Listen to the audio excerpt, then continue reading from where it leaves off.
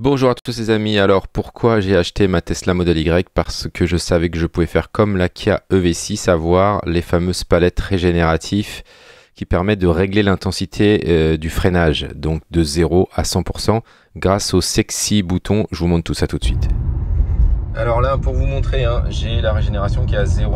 C'est l'endroit là où il y a des petits traits. Et donc je vais vous montrer. Hop. Alors c'est des choses qui n'apparaissent pas, mais là je lâche l'accélérateur et là je n'ai aucun frein régénératif. C'est-à-dire que je suis en descente, vous pouvez essayer avec la vôtre, je suis en descente et du coup la voiture elle ralentit pas du tout. Si j'appuie sur la petite molette de gauche, un cran, du coup là j'ai le frein régénératif qui s'est activé et là hop, vous avez vu, ça me met du frein régénératif et je peux aller jusqu'à 3 crans, donc il y a un petit temps d'attente et là hop, ça freine et là je vais carrément m'arrêter. Je rappuie à gauche, je diminue la régénération à 0. Alors où est-ce qu'on peut trouver les sexy buttons? On les trouve sur le site enhauto.com. Voilà, et donc regardez les boutons, il existe plusieurs configurations. Soit, donc attention, modèle 3 et modèle Y de 2019 à 2023 ou modèle S et X de 2021 à 2023. Et un modèle spécial pour la modèle 3 à partir de 2018. Donc là, on a la possibilité d'avoir le 4 boutons, mais il y a aussi un 6 boutons que l'on peut commander. Moi, c'est celui que j'ai récupéré. Et donc, vous avez 10% en plus des 10%. Grâce à mon petit code promo test matos, je vous mets ça dans la description de la vidéo. C'est ici que moi je les ai eus. On va pas tout vous montrer ici, mais ça permet de faire des trucs de malade vraiment, des choses qu'on peut pas faire nativement avec la voiture. Et c'est une des raisons pour laquelle j'ai quand même craqué pour la Model Y, parce qu'il me manque pas mal de fonctionnalités nativement, alors qui viendront peut-être avec le temps. Mais voilà, ce truc qui va complètement changer, c'est les sexy boutons. Je vous montre ça tout de suite, c'est parti, on y va.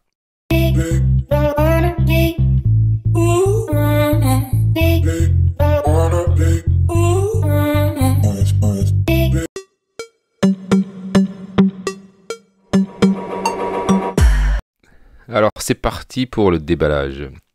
Donc le petit emballage des sexy boutons est très sexy, effectivement.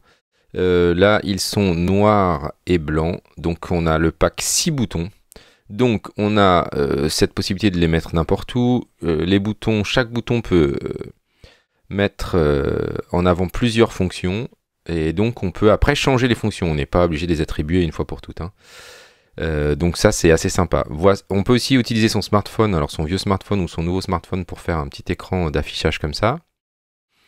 Et puis on a les applications qui sont sur les différents stores. Donc il faut une application si vous avez un Android et une application si vous avez un smartphone. Bien sûr il faut un smartphone pour pouvoir configurer les petits boutons.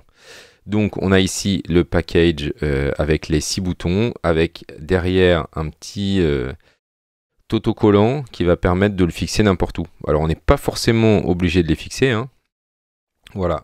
On a ensuite ici des petits symboles qui nous permettent de les mettre éventuellement sur les boutons pour se rappeler de ce que ça peut mettre en avant comme fonction.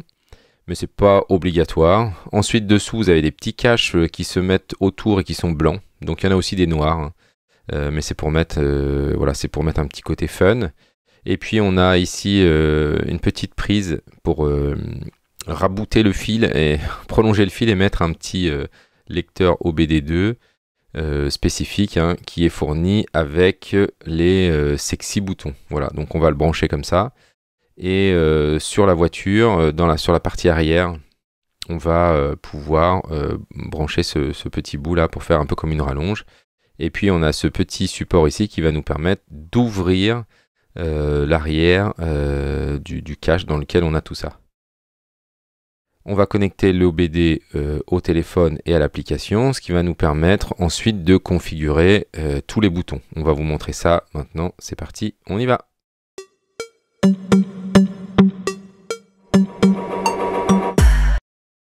Alors la première étape qui va nous intéresser ici, c'est de couper tout le courant sur la voiture. avant de brancher le petit lecteur OBD2. Donc, je clique en bas ici, je vais sur sécurité. Et ici, hop, couper l'alimentation. Et je fais couper l'alimentation. Voilà, maintenant, on peut aller derrière la voiture. Je vous conseille d'avancer le siège ici. C'est mieux de le faire avant de couper l'alimentation, bien sûr, pour avoir un accès plus facile derrière. Donc là, c'est cet élément-là qu'il faut préparer. Donc vous pouvez déjà brancher le petit commandeur qui est un lecteur OBD. Voilà. Et donc c'est ça qu'on va brancher derrière la partie qui se situe ici, à l'arrière du véhicule. Et donc on va devoir déclipser cette partie-là pour pouvoir brancher le lecteur. Donc on va utiliser ce petit ustensile-là qui va nous permettre, hop, de déclipser. Donc ici, tac.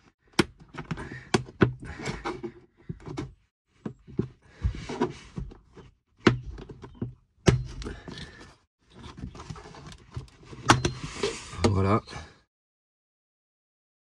Donc on a des agrafes sur les deux côtés. Alors là, le principe, c'est que vous avez une petite patte là. J'appuie. Donc on peut même le faire avec ça. J'appuie et je tire. D'accord.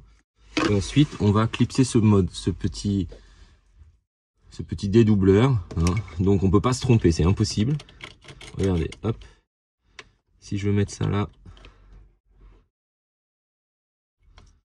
je le mets dans le mauvais sens, ça rentre pas. Voilà.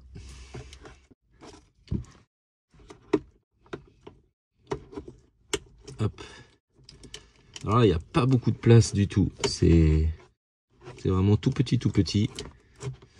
Et donc le lecteur ici, vous voyez, hop, il s'allume. Voilà. Et à partir de là, on peut aller commencer la configuration devant.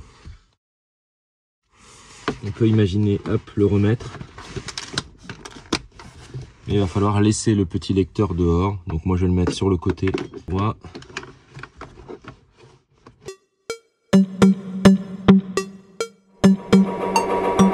Maintenant que le lecteur est connecté, je vais aller sur l'application Sexy Button et je vais faire connecter. Donc là, il va chercher le lecteur OBD2 qui s'est mis en mode connexion, appairage, et je clique ici. Voilà, là il nous dit que il y a une petite mise à jour, voilà, qui règle quelques petits bugs. Donc ici, on peut voir toutes les fonctionnalités. Donc je vais faire update. Toujours très important de faire les updates. Hein. Donc la mise à jour va mettre entre 2 et 4 minutes. Donc là, c'est le petit lecteur qui se met à jour. Et donc, il est conseillé de ne pas conduire pendant cette mise à jour. Vous faites ça à l'arrêt. Le mieux, c'est de le faire au moment de l'installation. Et après, peut-être qu'au fur et à mesure, il y aura des updates. Hein. Donc là, on prend un petit peu de temps. Le soir, en rentrant, hop, on fait sa mise à jour tranquille. On la lance et il n'y a pas de problème. Donc, pendant qu'il fait la mise à jour, hop, je vais poser là. Je vous explique. Voilà les petits boutons qu'on a. Moi, je vais prendre celui-là et celui-là. Ceux pour lesquels il n'y a pas de, comment dirais-je, de petits symboles dessus. Et je vais les mettre ici derrière. À un endroit où, donc un à gauche, un à droite, pour reproduire, hop, les palettes. Donc voilà, je me mets mon petit volant droit. Hop, je vais me le mettre sur le côté. Donc c'est là où il faut que je regarde. Hein. Je pense que je vais les mettre sur la partie... c'est là où je vais essayer de vous montrer, voilà. Sur la partie ici. Donc comme pour faire le Kia, quand je vais appuyer ici, ça va diminuer la régénération. Et quand je vais appuyer ici, à droite, ça va augmenter la régénération. D'accord? Puisque nous, quand on est sur la Tesla, vous avez la régénération ici, mais vous pouvez absolument faire aucun réglage. Donc moi, j'ai envie de retrouver le super truc de ma Kia sur ma Tesla. C'est aussi pour ça que j'ai acheté la Tesla, hein, j'ai passé le cap parce que ça, je sais que ça allait me manquer. Et donc, avec ces petits boutons-là, je vais les récupérer. Donc, je vais pas les fixer tout de suite. Je vais attendre un petit peu. Au passage, hein, vous avez vu qu'ici, vous avez hop, un petit endroit pour ouvrir le bouton pour changer les piles. Et vous avez le petit scotch ici. Et le petit tour blanc se met là pour pouvoir faire quelque chose d'un peu design. Là, comme ils vont être derrière, bon, bah, c'est pas forcément obligatoire de mettre un petit tour blanc.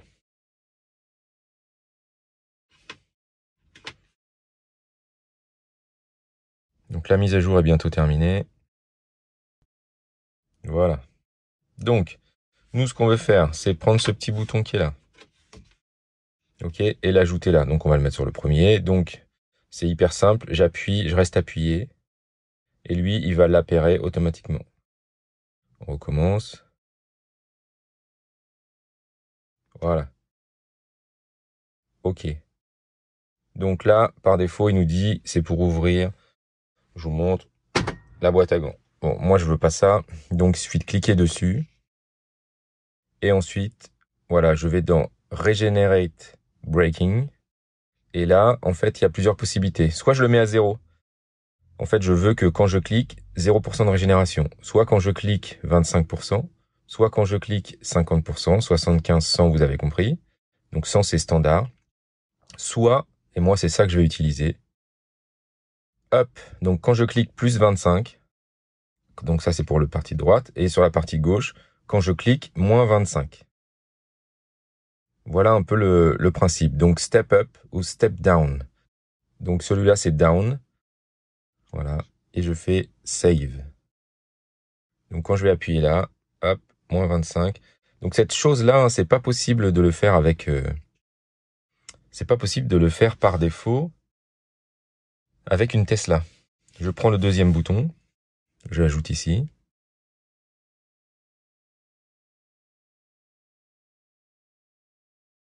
J'appuie longtemps. Voilà. OK. Donc par défaut, il met toujours la même chose. Et donc je vais aller sur Regenerate Braking et faire hop, save. Donc moins et plus. Donc celui-là à droite et celui-là à gauche. Je vais les installer et on se retrouve sur la route. C'est parti, on y va. Donc si jamais on sait plus lequel est lequel, hein, il suffit juste de mettre à côté, j'appuie et là je vois que c'est sur celui-là, donc ça c'est le plus.